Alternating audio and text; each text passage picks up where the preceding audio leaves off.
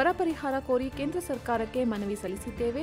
ಅಲ್ಲಿಂದ ತಂಡವು ಬಂದು ಅಧ್ಯಯನ ಮಾಡಿ ವರದಿ ಸಲ್ಲಿಸಿದೆ. ಅದು ಸುಳ್ಳಾದ್ರೆ ನಾನು ರಾಜೀನಾಮೆ ಕೊಡಲು ಸಿದ್ಧವಿದ್ದೇನೆ. ಕೇಂದ್ರ ಗೃಹ ಸಚಿವ ಅಮಿತ್ ಶಾ ಕೊಡ್ತಾರೆಯೇ ಅಂತ ಮುಖ್ಯಮಂತ್ರಿ ಸಿದ್ದರಾಮಯ್ಯ ಅವರು ಸವಾಲು ಹಾಕಿದ್ರು. ಮೈಸೂರಿನ ಸುತ್ತೂರು ಮಠದಲ್ಲಿ ಶಿವರಾತ್ರಿ ದೇಶಿಕೇಂದ್ರ ಸ್ವಾಮೀಜಿಯವರನ್ನ ಭೇಟಿಯಾದ ಬಳಿಕ ಪತ್ರಕರ್ತರೊಂದಿಗೆ ಅವರು ಮಾತನಾಡಿದರು. ನಾವು ಅಕ್ಟೋಬರ್ನಲ್ಲೇ 3 ಮನವಿಯನ್ನ ಸಲ್ಲಿಸಿದ್ದೇವೆ. ಅದಾದ ಮೇಲೆ ಕೇಂದ್ರದ ಅಧಿಕಾರಿಗಳ ತಂಡ ಬಂದಿತ್ತು, ಪರಿಶೀಲನೆ ನಡೆಸಿ ವರದಿ ಕೊಟ್ಟಿದೆ. ನಾನು ಡಿಸೆಂಬರ್ನಲ್ಲಿ ಪ್ರಧಾನಿ ನರೇಂದ್ರ ಮೋದಿ ಅವರನ್ನ ಭೇಟಿಯಾಗಿ ಮನವಿ ಕೊಟ್ಟಿದ್ದೆ. ಅಮಿತ್ ಶಾ ಅವರನ್ನು ಭೇಟಿಯಾಗಿದ್ದೆ.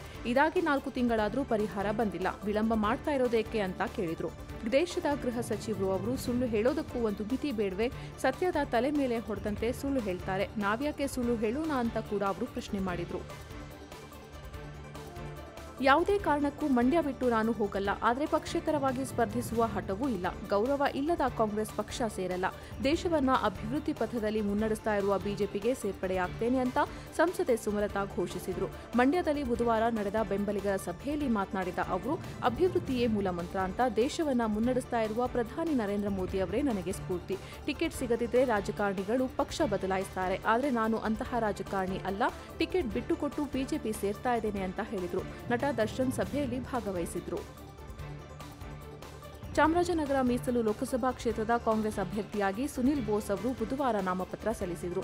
ಮುಖ್ಯಮಂತ್ರಿ ಸಿದ್ದರಾಮಯ್ಯ ಅವರು ಬರುವಾಗ ವಿಳಂಬವಾದ ಕಾರಣ ಸುನಿಲ್ ಬೋಸ್ ಅವರು ಗೃಹ ಸಚಿವ ಪರಮೇಶ್ವರ್, ಜಿಲ್ಲಾ ಉಸ್ತುವಾರಿ ಸಚಿವ ಕೆ ವೆಂಕಟೇಶ್, ಶಾಸಕ ಪುಟ್ಟರಂಗಶೆಟ್ಟಿ, ಮುಖಂಡ ಯತೀಂದ್ರ ಸಿದ್ದರಾಮಯ್ಯ ಅವರೊಂದಿಗೆ ಪೂರ್ವ ನಿರ್ಧರಿತ ಸಮಯಕ್ಕೆ ನಾಮಪತ್ರ ಸಲ್ಲಿಸಿದರು. ಇನ್ನೊಂದೆಡೆ ನಗರದ ವಿವಿಧ ಕಡೆಗಳಲ್ಲಿ ಸುನಿಲ್ ಬೋಸ್ ವಿರುದ್ಧ ಭಿತ್ತಿಪತ್ರಗಳು ಬುಧವಾರ ಬೆಳಿಗ್ಗೆ ಕಂಡುಬಂದವು. ಬೋಸ್ ಅವರ ಫೋಟೋ ಹಾಕಿದ್ದ ಭಿತ್ತಿಪತ್ರದಲ್ಲಿ ಮರಳು ಮಾಫಿಯಾದ ಅನಭಿಷಿಕ್ತ ದೊರೆ ಗೋ ಬ್ಯಾಕ್ ಅಂತ ಬರೆಯಲಾಗಿತ್ತು. ವಿಷಯ ಗೊತ್ತಾಗ್ತಾ ಇದ್ದಂತೆಯೇ ಪೊಲೀಸರು ಭಿತ್ತಿಪತ್ರಗಳನ್ನು ತೆರವುಗೊಳಿಸಿದರು.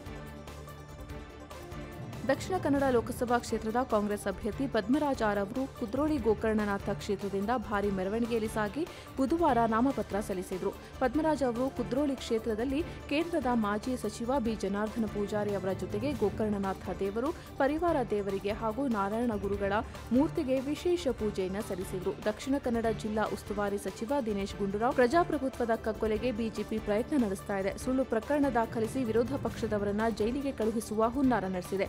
ಕೇಂದ್ರ ಸರ್ಕಾರವು ರಾಜ್ಯಕ್ಕೆ ಅನುದಾನ ಹಂಚಿಕೆಯಲ್ಲಿ ತಾರತಮ್ಯ ನಡೆಸಿರುವುದು ಜನರ ಗಮನದಲ್ಲಿದೆ ಅಂತ ಹೇಳಿದರು. ಅಭ್ಯರ್ಥಿ ಪದ್ಮರಾಜ್ ಮಾತನಾಡಿ, ಸರ್ವಧರ್ಮ ಸಮನ್ವಯ ಜಿಲ್ಲೆಯ ವೈಶಿಷ್ಟ್ಯ, ಅದನ್ನು ಪುನಃಸ್ಥಾಪನೆ ಮಾಡೋದಕ್ಕೆ ಪ್ರಯತ್ನಿಸೋಣ ಅಂತ ಹೇಳಿದರು.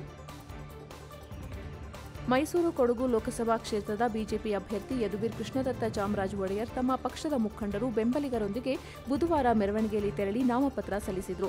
ಅರಮನೆ ಮುಂಭಾಗದ ಕೋಟೆ ಆಂಜನೇಯ ಸ್ವಾಮಿ ದೇಗುಲದ ಮುಂಭಾಗ ಮೆರವಣಿಗೆಯು ಆರಂಭಗೊಂಡಿತು. ಅಲ್ಲಿಂದ ನಜರಾಬಾದ್ ಮಾರ್ಗವಾಗಿ ಸಿದ್ಧಾರ್ಥನಗರದ ಹೊಸ ಜಿಲ್ಲಾಧಿಕಾರಿ ಕಚೇರಿವರೆಗೆ ಮೆರವಣಿಗೆ ಸಾಗಿತು. ಮೈಸೂರು ಕೊಡಗು ಲೋಕಸಭಾ ಕ್ಷೇತ್ರದ ಕಾಂಗ್ರೆಸ್ ಅಭ್ಯರ್ಥಿ ಎಂ ಲಕ್ಷ್ಮಣ್ ಬುಧವಾರ ಚುನಾವಣಾಧಿಕಾರಿ ಡಾ ಕೆವಿ ರಾಜೇಂದ್ರ ಅವರಿಗೆ ನಾಮಪತ್ರ ಸಲ್ಲಿಸಿದರು.